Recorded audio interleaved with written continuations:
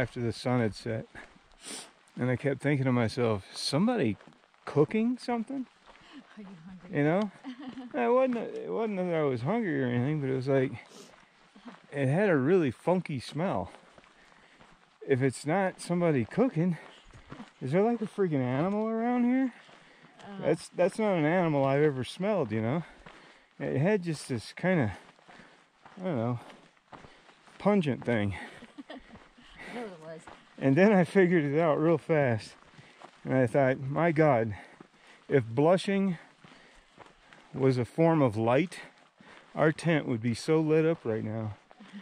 I'm just laying there thinking to myself, dude, you stink. So I remember that conversation quite well. I remember that night before. Man, oh man, did I stink.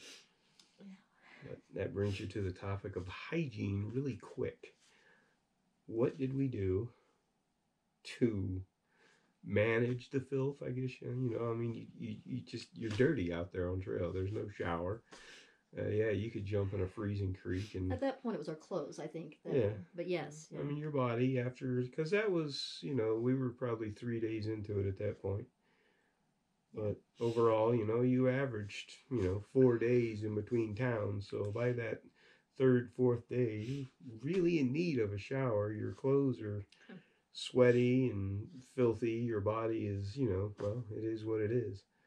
So, you know, at the end of the day, what could we possibly do besides jumping in a lake or a creek, which is, you know, snow-fed and freezing our tushkas off?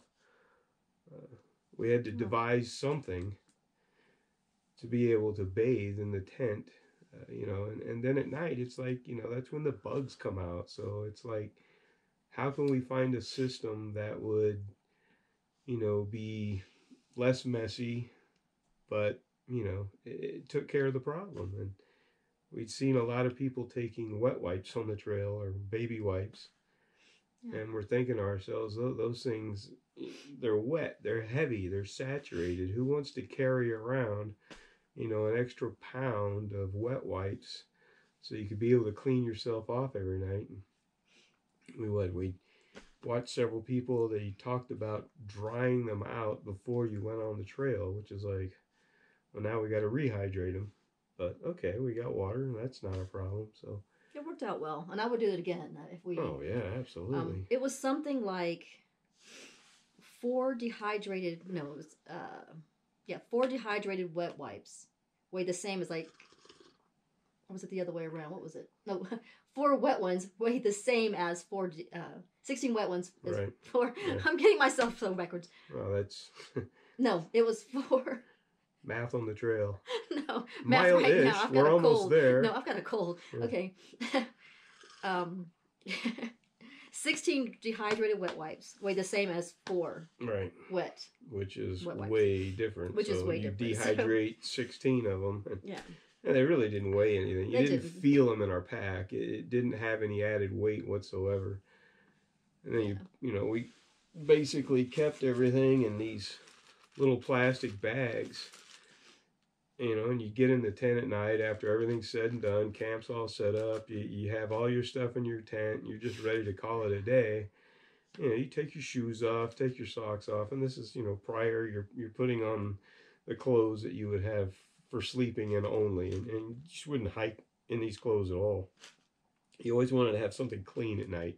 It just felt really good.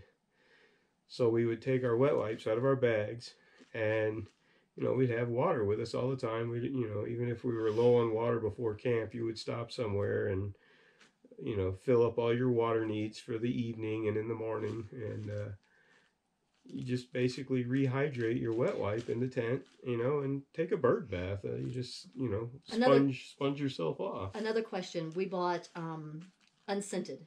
Unscented, I know that everything has some sort of chemical odor, but we did buy. The less scent you can have on trail, the less animals are going to be attracted to your camp area. You know, that's the way it is in the nature. They're always looking for something to eat, and if they smell something, they're going to find it. They're going to come for it. So, unscented was definitely the way to go. Yeah. So we would, you know, it was quite simple. We, you know, basically 1 or 2 wet wipes, rehydrate them with some water. and bathe in the tent. Just wipe down yourself. I would say the worst was our feet. Yeah. From like your ankles and your feet, it just they were just filthy. And then your body, it just had sweat all over it or dust or whatnot. But it would take most of the wet wipes to clean my feet for sure. That was always my worst. Was like, oh my gosh, my feet are horrible. Yeah. And having clean feet, healthy feet, is one of the most important things on the trail. So you always wanted to keep your feet clean, and then the rest of your body as well. But you did what you could. I would definitely. In fact, I need one of these. I would definitely dehydrate again, and it was really simple. I mean, I know we're in Colorado where it's dry, but it was simple to dehydrate these, so it was not a big deal to lay them out. And what we had our soaps that we would use to clean our clothes in town if we couldn't find laundry facilities. And I use the soap to wash our spoon, our spork. Our spoons and whatnot. Yeah. We always, you'd boil water on trail. Yeah, I would wash and then you could, basically keep your utensils or your pot, because everything was very simple out there. One pot, one spork. That's it. But you wanted them clean. You didn't want bacteria growing on them after days and days and days of being out there. So you would boil water. You would wash them down with soap and keep everything as clean as possible. Wash my hands sometimes. We'd stop Definitely and wash my hands. And it was unscented as well. Easy to find.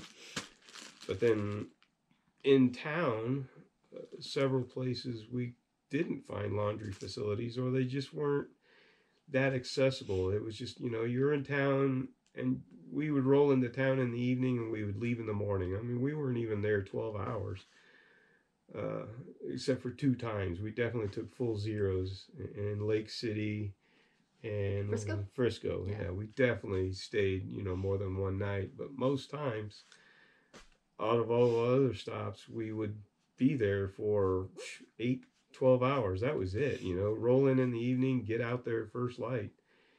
And trying to find a laundry facility was like, I really don't want to bother with this right now. So unless there was something at the hotel we stayed at, you just do laundry in the bathtub and then hang everything on the shower rack or towel racks or whatever you had. So you'd have clean clothes, for the next several days as soon as you got back out on trail. And that was easy. It was kind of a pain, but you didn't have to leave the hotel room. And because we had very minimal clothing, it was like, well, what do you wear when you're doing your laundry? Yeah. You walk around town butt naked? No, you're not going to do that. We thought, well, you could wear your rain gear. Well, that looks a little silly. If, it's sunny and blue, and here's these 2 cats walking down the street in rain gear, and you're like, okay, what's up with them? So it just generally, most places did have laundry facilities at the hotel, and then when we didn't have it, we would just use the bathtub and just, do the best we could, wring everything out and agitate it with our hands. And, overnight it would dry. It's Colorado. Everything dries quickly here. So that was a real simple process as well, as far as keeping our clothes clean. Right. And then, like keeping ourselves clean until we got into town. Then, gosh, you'd take 2 showers just to enjoy it. But, staying clean on trail and cleaning our things in town, that was actually quite easy. Our little toothbrushes every day. These tiny little travel toothbrushes, they don't weigh anything. They're nothing. Yeah.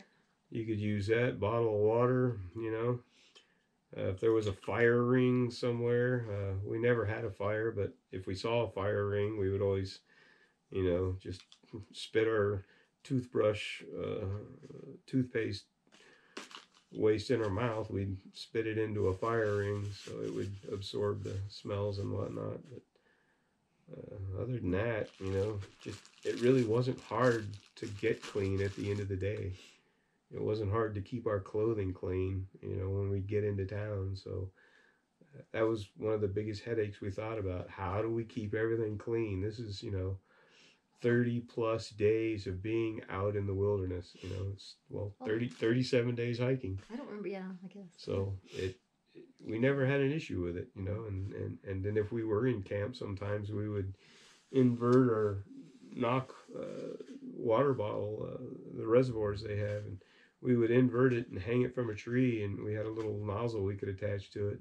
It's actually the bite valve on a water bladder that we have, and we would hook that on there, and you could, you know, do kind of a mock shower and spray yourself off if you needed to, and that worked really well too. So there's ways to keep yourself clean, simple and easy ways to just stay clean. And throughout the day, of course, you had the hand sanitizer. Definitely. Anytime you'd stop and you'd want to get a drink or have a bite, you wanted to clean your hands because, you know, there's things on stuff out there, you know, who came by and did what. Well, and you just, you know, throughout the day I would sanitize, especially if I were deciding to snack or whatever. I would sanitize for sure. Definitely. You had to stop for a bathroom break. Definitely don't want something in your stomach when you're out there for that long. You know, you're 3 days away from a town and you've really got no way to handle some kind of stomach virus. So staying clean is paramount. You have to. And I guess we don't have any. We've used it, but we had a tiny little tube of toothpaste, which you can get anywhere. And for waste bags throughout the day, we used doggy bags. The doggy bags were great. I would take a daily. I had a big pack for the 4 or 5 days we were between towns, and I would pull out every day a little daily, and I'd put like a couple of doggy bags, one for each of us, and then tissue and then wet wipes. So we used throughout the day. So. Obviously brings up the subject of what do you do in the morning? You go dig a cat hole and you go do your business. Yeah, but you have with any good hiking ethics, pack in, pack out, you know, which sounds kind of gross, but you bury your waste. But, you know, unless you're into grabbing pine cones and sticks and leaves and wiping your backside, we did take toilet tissue with us, which, you know, it definitely feels better. So clothing on any given day was quite simple. We always knew what worked. We stuck with our Columbia shirts for sure.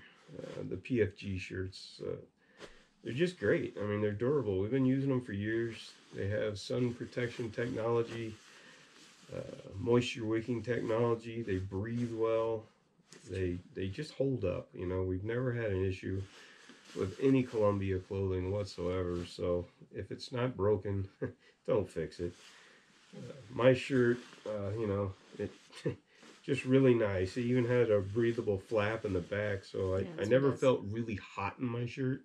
Yours has the same thing. This also has the zippers. You can open it. It's kind of a vent system with the pocket zippers. We never felt hot in our shirts, and there were days, obviously, where it was clearly in the 90s, early on the trail, and we were just cooking out there. But these shirts always worked well for us. The sleeves roll up really easy. They button, you know, if you want to hold them up so they don't unroll on you. But I never ever had a problem with Columbia shirts whatsoever, and I would continue to wear those for as long as I hike, because I like them. They work. And then my pants, Columbia, another PFG, zip off legs. So, you know, I love to hike in shorts. I always like to be in shorts, period. But, you know, for those days where it was colder and you wanted, you know, a little extra protection, you could just zip the legs right back on. It's a real simple process. Never had any issues unzipping or zipping or putting them back together or anything like that. And, you've had those for years too. I've had these for years. The pockets are great. The Velcro seemingly still holds up. These pockets have Velcro snaps on them. Not a big fan of Velcro, but for some reason they're hanging in there. There is one pocket on here on the side. It's like a cargo pant style pocket that zips. So if there was anything I didn't want to lose for sure, it went in there. But I'm not one to put a lot of things in my pockets. It just drives me nuts. So everything was usually in my backpack. But again, Columbia, durable, lasts forever. Never had a problem. Was never hot. They shed water really well as well. You know, if they did get wet, they would dry fast. There was a few times we were walking, the car wash plants early on. Yeah. We were walking through there, and we're just hitting all these plants. They're just laden with dew and rain from the night before. And, you know, my pants were just getting saturated. Or even, I don't know, where was it? Around maybe segment 15, we got up one morning and we're walking through this one area, and the grass was just saturated and wet. And you were smart that morning. You put on rain pants right away. And I'm like, I'll be fine. And my pants were just getting soaked. Yeah, but, you know, once you got out of that area, they dried really fast. Didn't take long. So that's what I did. I loved wearing my Columbia pants. You were wearing underneath, a different situation. You dropped the pants altogether. Well, underneath the shirt, I just had a basic sports bra. There's nothing. This is just Costco. Picked up a 2-pack. And sometimes I would have the shirt, open a little bit for air. But, breathe. I mean, because it's a sports bra, you're able to do that. You didn't wear pants. No, you normally would wear pants. I do normally, but I do like this system. And this is bay leaf yoga pants. And a couple of things I like about these is, first of all, these pockets are amazing. So you can women's pants that actually have real pockets? Right, I love them. That's new. So I'd wear these, especially in the mornings when it was cold. I'd have these on. And on top of it, I would have this Mountain Hardwear skirt, which also has amazing real pockets. I love the pockets in these. That's one thing you've always complained about. Pockets. Women's pants never have good pockets. They're there, but you really can't put anything in them. That's what the point is. But these, you could put your phone in there. Yeah. You could put anything you wanted. And I would. So this was, and so as the day would go on throughout the day, I'd get hot. I'd remove the yoga pants and just have the skirt, which at first I thought, I'm not going to like that. Loved it. And I would absolutely do it again because it allowed me to stay cooler. And this is an incredibly comfortable skirt. Fits me well. You've been wearing that ever since. I've been wearing it ever since. I still do, yeah. I wear it. And then the yoga pants were like, those mornings were always cold. The mornings were always cold. And they were nice to have the two. I put the pants on and the skirt over it. Yeah. And then if you wanted to take the pants off, you didn't necessarily have to take the skirt off to do it. No, I would just pull something off. Just pull them right off. And it was nice, yeah. It was an easy system for you to stay comfortable constantly. Mm-hmm. Where mine, I mean, I had my pant legs, but I would have to actually stop, unzip. Generally you'd have to just take your shoe off to get them off, but yours was actually a lot simpler, I would say. If you were getting hot, you could just leave your skirt on and still take your pants off. Which I did several times. And there were times even the other way around. During the day, it would get cold for some reason. I would put the pants back in on. Town, that might look funny to people, but out on the trail, when people are doing things to be comfortable, it's not funny. Yeah, I wear them now. I mean, it's, people just, they know what you're doing out there on the trail when you're doing whatever you need to do. Even if you're going to the bathroom, you see somebody leave the trail, you're like, oh, we know what you're about to do. So, you recognize what people are doing on the trail. You give them their privacy. You keep going. You don't make a big deal out of it. You let it be. It's always easy to get privacy on the trail when you need it. Yeah. That was a good, simple thing for you. And, of course, the Columbia shirt worked really well.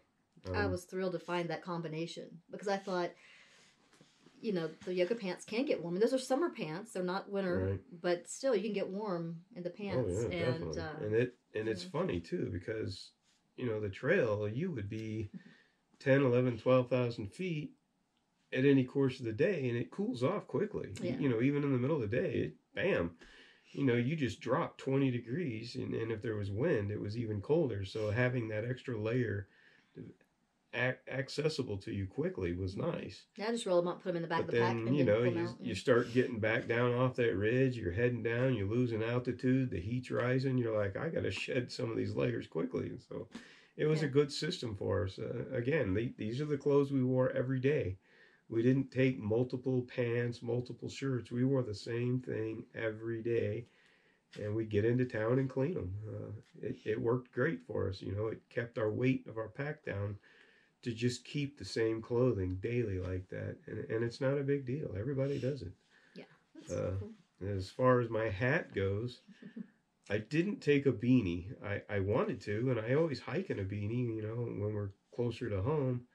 But it's one of those things I thought, well, where can I shed a couple of more ounces?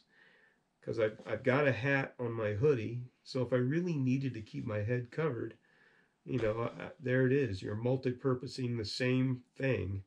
If one item can give you multiple uses, that's a good thing in backpacking because you can lose weight that way. So to shed a couple of more ounces, which doesn't seem like a lot, but if you take all your gear, and you put it all together and you start cutting a little here and there, those ounces become pounds. So I got rid of my beanie. I never wore one.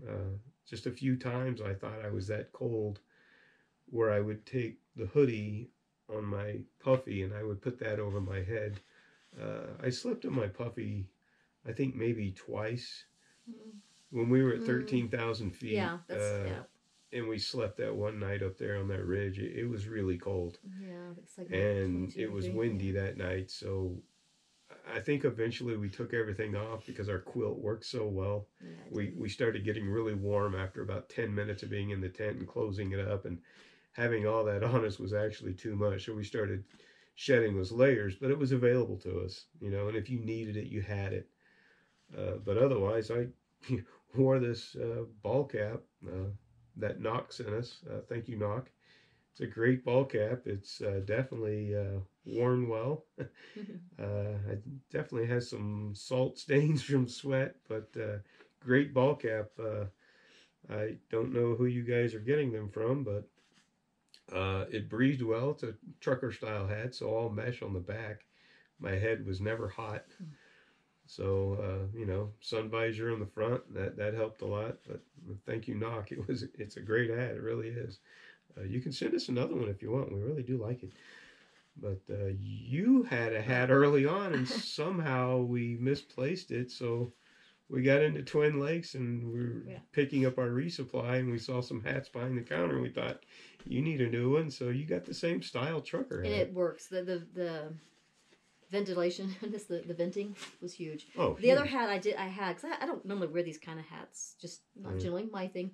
But the other that I wore, it wasn't mesh, but I wanted the protection over my face, and oh my goodness, to get this, to have this, the mesh is great. It's huge. It breathes. And even now hiking, I think about this just because I want the protection. That sun hits your face, and it's tough. Well, there's times where you're walking, and all of a sudden that morning sun will just hit you in the face. I've always worn a hat. I mean, like I'm wearing a hat now. It's just part of my daily routine. I wear a hat all the time. And I can tell you right now, especially in Colorado, there's times you might not have sunglasses on, but even if you do have sunglasses on, you get that straight shot of sun in the late afternoon or in the morning, and it's right in your face. All you have to do is just kind of tip your head down, and immediately it cuts the sun. Yeah. So I don't know if that was a learning curve for you or not. Well, for me, I have never, But it's just something you can do real quick to get that sun out of your face and away from a blinding situation. But that's all I've always done. I would wear sunblock, but you still felt like it was burning. Yeah. So it's Colorado, man. Yeah. We're in an oven here. Yeah, so I wanted that protection. So the sun doesn't care in Colorado if you're human; it's just going to bake. So yeah, those are great items there. Socks. Simple enough. I had Smart Wool.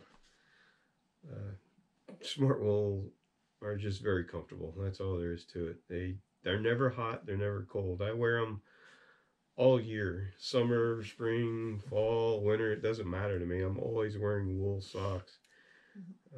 And they're just comfortable all the time. There's an impact that they cushion. They're not itchy. They're not your old school big thick wool socks that were always kind of itchy. These are a blend of wool and synthetics, and they're just really comfortable. I took 2 pairs of these the entire trip. So I would wear one pair for 2 or 3 days. I know they do get smelly after a while, but it is what it is. You just don't want that added weight. So, after 2 days, I would switch to the other pair, and I would just stick the dirty ones back in my bag, and they would get washed at the next town. So, 2 pairs of Smart Wool ankle socks was all I needed for daily walking.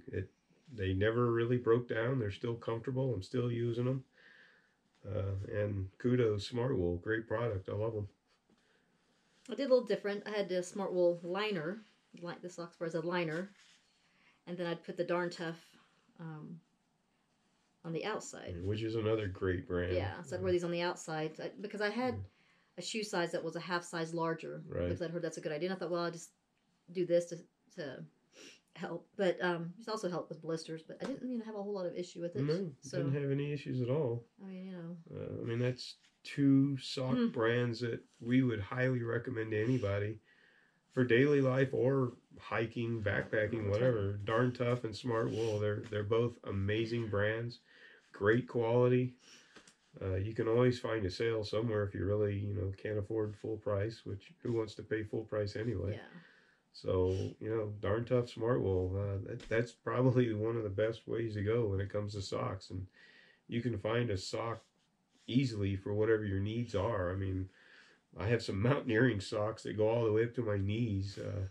They're incredibly thick and warm and very comfortable, but unless it's below freezing and you're in the high alpine, you can't wear them. They're just way too hot and too big. So I think our biggest issue, and it should be anybody's biggest issue when it comes to backpacking, a thru hike, a long hike, for feet health, above keeping them clean, above having good socks, shoes. Yeah. And I think we learned a good lesson on this one, more you than me. Wow. Yeah. When it comes to shoes, when you're going out for a day hike, it's whatever, 1 or 2 nights, backpacking, short trip, it's whatever. But when you're doing 500 miles or more, your feet will quickly tell you when they're not happy. And, when your feet aren't happy, it starts to radiate further up your body. Well, I didn't connect it with my feet, which may sound silly, but... Yeah, at first you didn't know what it was. Well, yeah, I'm wearing the Ultras, which everyone... Yeah, everybody says the Ultra is like the greatest hiking shoe ever. Well, I couldn't figure out why the back of my calf was hurting, my Achilles area. I didn't know why. I kept thinking, this pain, especially going uphill, was brutal. And I've never had that. As much as we've hiked over the years, I've never had that, but I never used the Ultras. I got them before the hike thinking, okay, these are the shoes. I mean, everybody talked it up. Everybody doing long trips, through hikes, the PCT, the CDT. We're thinking, well, we're doing the CT, so Ultras must be the best shoe out there for long distance hiking. Well, they're really good shoes, but, the problem is the zero drop. Most shoes have that built-in arch and whatnot, the heel's the heel, and the Ultras don't. It's like walking barefoot, really. And if you're not used to that type of walking, it's going to show up quickly. I mean, I had a pair of Ultras already, and I was wearing them daily just to try them. But we did. We bought these Ultras a while before to get us used to it, and I would notice.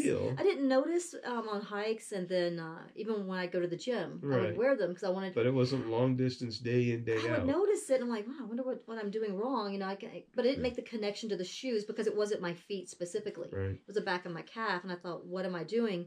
After I researched, it's the zero drop. Gosh. Yeah, never do that. If the zero drop is for you, it's great. It's great. I mean, they are good shoes. They're built well. They're tough. I think they're durable. There's a lot of cushion, so the impact, the toe box too, was great. The thing that drew me to Ultras was the toe box. Very wide toe box. We've historically worn Keen boots because they have a wide toe box, but boots are just too heavy. Yeah, I love Keen boots. In the winter. In the fall, even in the spring before the snow melt, you want to wear boots. They're great for that. But in the summertime, we've changed trail runners just because they're lightweight. They shed water. They dry fast. They're breathable. I mean, it's like wearing a nice lightweight running shoe, and your feet are happy in them. It's less pressure on your lower back when you have less weight on your feet. It's a scientifically proven thing. And, after having a lot of experience, we're believers in that. So we wanted to wear trail runners for our CT through hiking, but the Ultra, you know, it sounded like a great deal, but it changed. It became like we can't keep wearing these. My Achilles, one of them hurt the entire trip after I wore them, and I realized once it was you the had shoe. the injury, it never kind of went away. They both hurt, both legs. As soon as I switched shoes, the left was fine. Right. The right continued to hurt for the rest of the trip. I think the damage was done at that point. I think at that point we had done. And you do walk in heels on any given day. You wear I wear heels. You know, heels a lot. I don't. But I think the key is, the key is I hear people all the time, oh, you know, so and so recommended. Really research for yourself. Yeah. This shoe may be great for someone else, and they're a good shoe. It's not so much that I'm disparaging the shoe. There's a lot of people that wear Ultras and love them. Yeah, but not us. Find what works. Not me. You need to find what works for you. Wear them for a little bit of time before you actually get out there on the trail. Research. You know, what kind of shoe do you like to normally wear? Do you have a wide toe box need? I mean, I really don't. It sounds kind of funny, but the narrower the shoe I get corns. Yeah, I don't have you know, and it, you know, it's kind of funny. It's a personal thing, but there it is. It's out there. I have corn problems. But it's just on the one foot, and the Ultras were a great way to get away from a narrower shoe that, you know, you see a lot in athletic tennis shoes. You know, they all seem to come to a point. Kind of like, you know, pumps for women. I would probably, if I was a woman, I'd probably have corns. But the wide toe box was great, and it fit well. It felt good. The Lone Peak is the one that everybody talks about. I felt was a little too cushiony. I didn't feel the ground like I normally would. I kind of felt like I was disconnected from the earth. If that doesn't sound too tree huggery. Is that a word? Tree huggery. But it cushioned a lot, but it was too much cushion. I didn't feel the ground like I wanted to, so I felt like the traction of the shoe was good, but I just felt like when I would put my foot down, I didn't feel what I was stepping on as well as I normally would. So that's a problem I had with them. And it almost felt like, you know, like it's kind of funny. The older Oldsmobiles and Cadillacs kind of have that rocking motion because they're so soft in their ride. You never really felt the road. Well, that's what it felt like to me. I didn't feel the ground, and I didn't like that. So I switched to the Hoka. And this actually was a great shoe. What is this? The Stinson ATR. It had a wide toe box, even though it kind of looks like it comes to a point. It actually felt like a wide toe box. Never had any issues with the corns. So there you go. The bottom of the shoe is incredibly wide. So when you would hit the ground, you constantly felt like you were almost in four-wheel drive mode. And these shoes handled the earth really well. All the different types of, ground that we would come upon, rocky, sandy, grassy, muddy, walking through creeks, whatever. And then on the inside, it has a great support system. It has the heel cup in the back, has great arch support. And then I think, Hoka has this thing, the shoe is made a certain way, so when you're taking that step, it feels like it's pushing you forward. So when your foot steps, you feel like you're launching each time, like you're just getting a push off. And that, it actually felt really good to do that. So I enjoyed the Hokas. I never even considered them. But when we had to go to a store to replace your shoes, I figured, well, I might as well do it. I don't want to get, another week or 2 weeks into this trail and have the same issue you were having. Yeah. So I was like, well, I better switch mine out too. So we did. The Hokas actually wound up being great for me. I enjoyed them. I'll definitely keep using them in the future. I can't recall. I was trying to remember the drop on all the different shoes. I wanted more of a... I looked at the Hokas, which were fine, but I wanted a higher support. You kind of took a scientific approach to it. Yeah, I don't remember actually. Heel drops and stuff like that have never been a big deal to me. I'm always looking for that support system for my arches. And then, I've had plantar fasciitis in the past, and that heel cup that's built into them so you don't have your foot moving around has always kept plantar fasciitis at bay. So I always look for those things, and the Hoka had them, and I went with it. I don't recall the drop on this. I want to say 5 millimeter. So it had more. Yours was less, or maybe it was. Yeah, mine was probably less. Yours was I less. can handle a lot less. I wanted just more, and I actually put even an insert just because a heel insert. I don't know that I needed it, but I was so at that point having so much pain. But I picked up the Brooks Cascadia. It was the perfect shoe for me. It worked helped to alleviate the pain in at least my left Achilles. The right was still sore, but it made a world of difference. No pain. Definitely had to put on the Leuko tape after, the injury, but that seemed to help. The athletic tape helped. It did, and I used that. But even without that, I found the difference with the Brooks Cascadia, and it really just has to do with your own foot, your own regular use. How you normally walk, your gait, the type of shoe you normally wear. It helps to know those things. I wasn't aware. I am now. So I think you're a Brooks Cascadia fan for life. I am. I will wear that one from this point forward. So perfect shoe for me anyway. Nighttime clothing. We kept everything in our bags. These are nice little dry bags that we got from Z-Packs. Everyone's probably seen these. Made from Dyneema. They weigh like nothing. I mean, they're feather light, but really durable and keep all your stuff nice and dry. So we bought a whole bunch of these little bags from Z-Packs for all of our electronics, clothing. We had a little bag for, our toiletries and anything we just wanted to keep dry. Great products, Z-Packs. Thank you. These are great. We'll definitely keep using these. And I don't see that they'll ever break, so we won't be replacing them anytime soon, but they do work great. And that's what we kept our clothes in. Didn't add any weight to our pack, hardly at all. But it's like we were saying earlier, at the end of the day, when you got into camp, you did all your things that you need to do, take care of your gear, clean yourself up, get ready to lay down and call it a day. I always wanted and thoroughly enjoyed having clean clothes to just put on. I slept better, I was comfortable, and then on top of that, it'd always get colder at night. So I had a pair of nice, darn tough socks, shin height. I never wore these hiking. They were only worn at night. And so they were always clean because I would put them on after I cleaned my feet in the tent. And they was always so nice to just put on a fresh pair of socks that didn't stink. Didn't feel like they had concrete mixed into them because they were dirty. Your socks, after 2 or 3 days you're wearing the same socks, they started to feel stiff. The sweat, yeah. But these were always clean. They always kept my feet really warm at night. It was really nice to have these as just a nighttime sock. And I figured in case of some emergency, if my other 2 socks just for some reason didn't work out, I always had these in my bag, but never had to use them for anything but sleeping. So great pair of socks there, darn tough, awesome, thank you.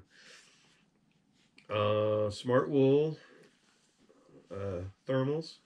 They're the medium weight, I believe we bought. Yeah. A top and the bottoms. Awesome. I mean, just really awesome product. Smart Wool, again, when it comes to comfort, knows exactly what they're doing. These are a combination of probably like a synthetic spandex type material and wool. They're really lightweight, but super warm. It's as soon as you put them on, you're in comfort and you're gonna be warm. I did bring these thinking that if I ever need them during the day when hiking, I would, but I never did. It was never that cold that I wanted to put them on. I mean, there was a few mornings when we would get up and it was real crisp. We had frost in our tent after, say, segment 18 or 19. We woke up to frost every night or every morning. but it quickly would warm up. So, if I put these on, it would only be for like an hour, if that. And it just was impractical to put them on and then want to take them off. So I never wore them during the day. So they were always nice and fresh and clean. I would wear these in the tent at night, take all my other clothes off and put these on. And, it was like pajamas, really. It was just super comfortable. I was always nice and warm. I was never cold on the trail at all, ever. If anything, I was too warm. Between the quilt we had and putting on thermals at night, there were times you just kind of toss that quilt to the side because it was like, I'm cooking in here. But always really comfortable. And, it's nice to have something clean. You slide these on at the end of the day, your body just kind of relaxed. You felt good mentally that I had clean clothes on. And it just slept better that way. So, darn tough socks at night, smart wool at night. It was always nice. And then I had the ex officio briefs that I had. I only took 2 pair, like my walking socks. It's just comfortable. And these are made really well. It's a synthetic product. Never had any issues. No chafing issues. They were always comfortable. They're very supportive. But they work great. I only took 2 pair. Every 2 days I would swap them out. Yeah, you're not going to do that on any normal day. You're going to want a fresh pair of briefs on any given day. But when you're hiking, you're keeping the weight down. We would wash them when we would get to town, and I would wear them for 2-3 days, and then put on a fresh pair.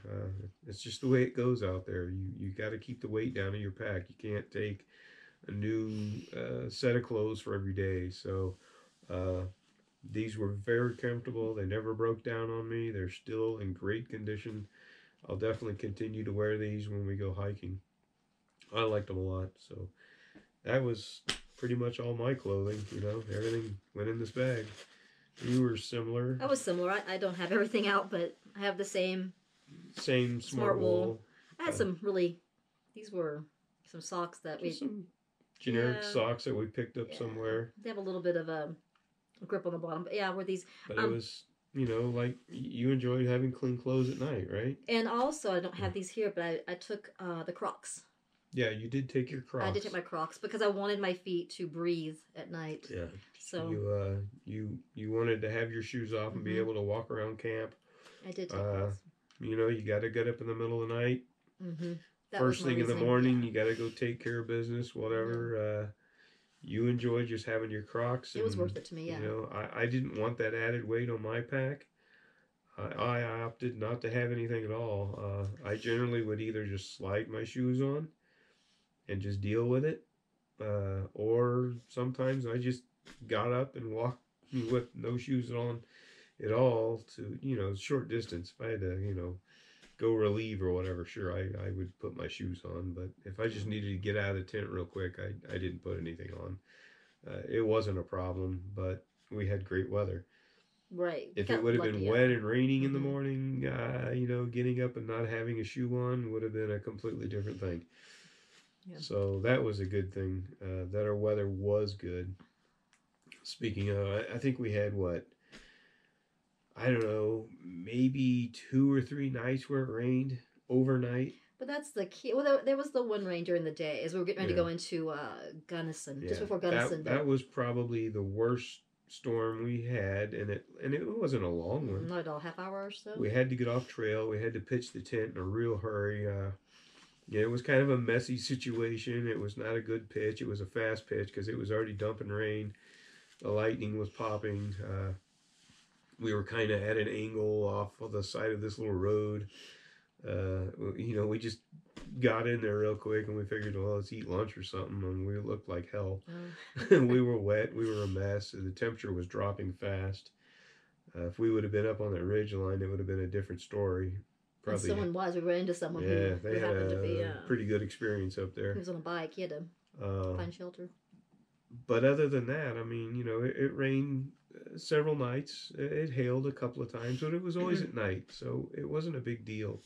But nothing that we really had an issue with the tent getting wet. Only the one time. No. We got up and it was dry. We only had a wet tent once, and that was because we didn't vent it at night, and the condensation on the inside became an issue. We dealt with it, no biggie. Yeah. For rain gear that we didn't really use. A couple times. Very lightweight. Did its thing, it kept us dry. It's called Frog Togs. Very inexpensive. There's kind of a no frills suit here for a rain pant and jacket. There's nothing special about them. There's no pockets. They're elastic waistbands. There's just nothing. They're very basic. They're designed to keep you dry. That's it, and they do that. And something to think about that I found. I'm petite, so it does have a hood. It does have a hood. I bought the women's smalls, I guess, initially. They didn't have extra small. Right. And the pants just... Too big. They would just, drop. And even the jacket was really too big, but I still decided to wear it just to give me the room. Right. Otherwise, I bought, I don't remember what size. It was a large kids. Was it large kids pants? Yeah, because you can't go, I don't think they had extra small. They only had small. So, I need extra small with Frog Togs, even for me, the same thing. Whatever size you think you wear, you probably got to order a size down because these are cut very large. Yeah. That's a good thing because you're putting them over your clothing, but I thought they were just too big. And they ballooned. I think I have a picture of, I bought large, and it was like before we even went on the hike, we were using these products just to try them out. And I'll have to put the picture on here. I look like a doctor in the woods, but they're just really too big, and kind of uncomfortable. Not in the way they feel, but they were just too big, and this just didn't work. I actually wound up keeping the large jacket, and that worked really well. And, if you need something light real quick to throw on, even if it's not raining, it's a great little jacket. It cuts the wind.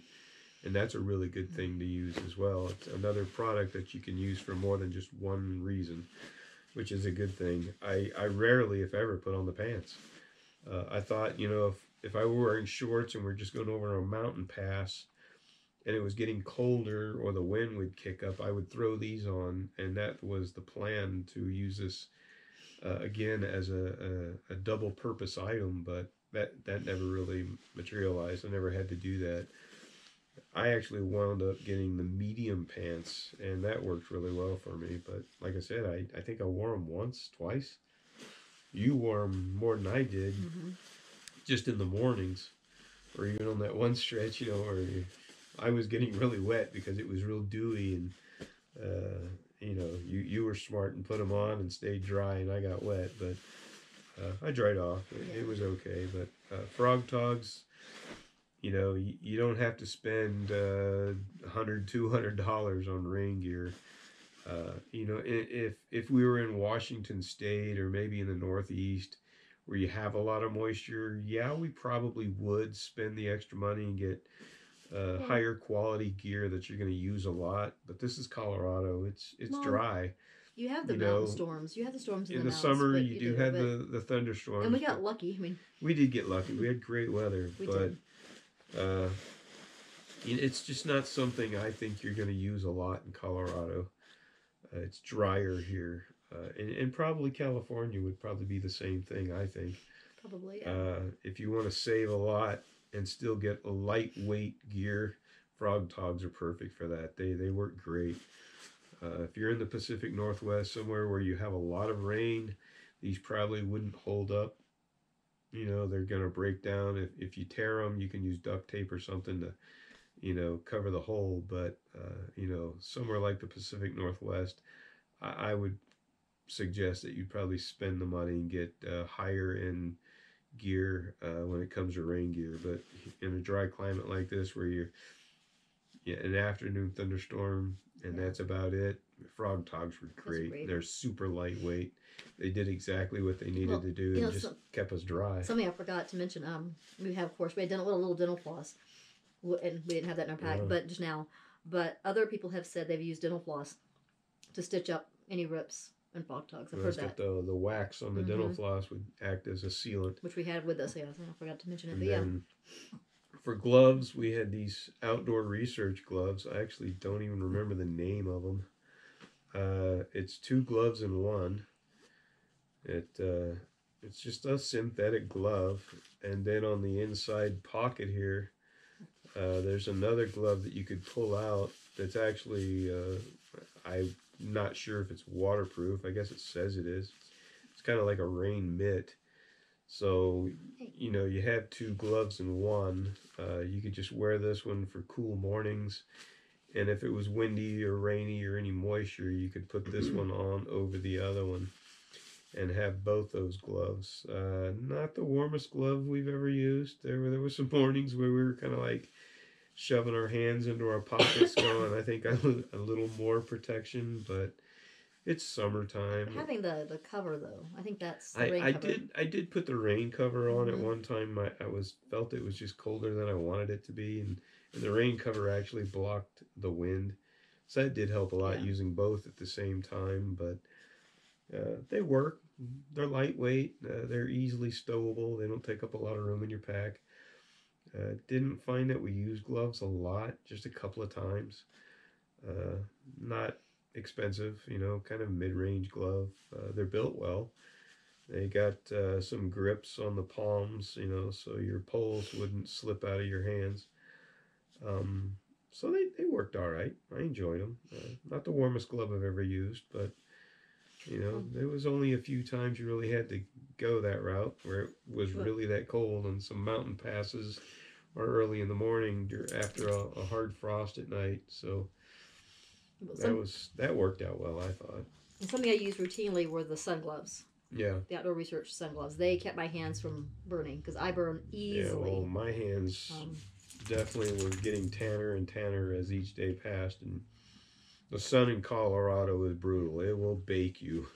So the sun gloves were a really good idea. I didn't get any. I think maybe in the future I would. Yeah, they're comfortable. I like them. You know, they're good. But you said they weren't hot. I kept thinking during the day, I don't want to be hot. You said you didn't really notice. I mean, a couple times you get a little bit warm, you might take them off, but the burning was so bad that it made it worth putting them on. You're a lot fairer than I am. That's true, yeah.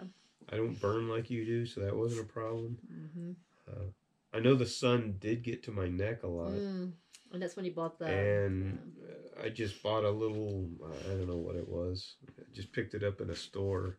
Like a buff type. It's like a buff. And it was real lightweight, like a summer buff, I guess had a buff I wore. Actually, I didn't bring it. It's downstairs still, but I wore a buff routinely on my neck. Yeah, and that helped out. Kept the sun off my neck a lot, so that was really good. But other than that, staying warm, our puffies. I had the Mountain Hardwear Ghost Whisperer. These things are ridiculously light. They're 800 fill. I think yours might be a little more. It has the hood, 2 pockets, super lightweight. When I ordered this, after watching and reading reviews, you know, I was like, well, we'll give it a shot. You know, people are saying it sounds like a great product. They're using it. They're all talking great about it. When I went and got this and I picked it up, I mean, you can almost see the light through it. I was like, oh, what have I done? This thing isn't going to keep me warm. This is ridiculous. I mean, it doesn't weigh anything, and it just, you know, there's nothing to it. And I thought, okay, well, maybe it'll be a great windbreaker, but I gotta tell you, after using this thing, we've had them for a year, 2 years now. Unless it's below freezing, I can't wear this thing. It's too hot. It has to be below 32 degrees. You know, and it doesn't look like it would do anything, but this thing is awesome. I will definitely buy this again in the future, and it's still in great shape after 2 years of being in the backcountry. You know, after having it on the Colorado Trail for 500 miles, this thing is still in great shape. I will definitely continue to use this in the future. I just noticed I do have a small hole. Oh. I got a feather out of it. But I'll have to poke that back in there. Mine's Arc'teryx, and yours is... Yeah, you definitely went with the Arc'teryx. Yeah. Which is made a little differently. Is it? It has, yours, I mean, yours is the same. It's extremely lightweight.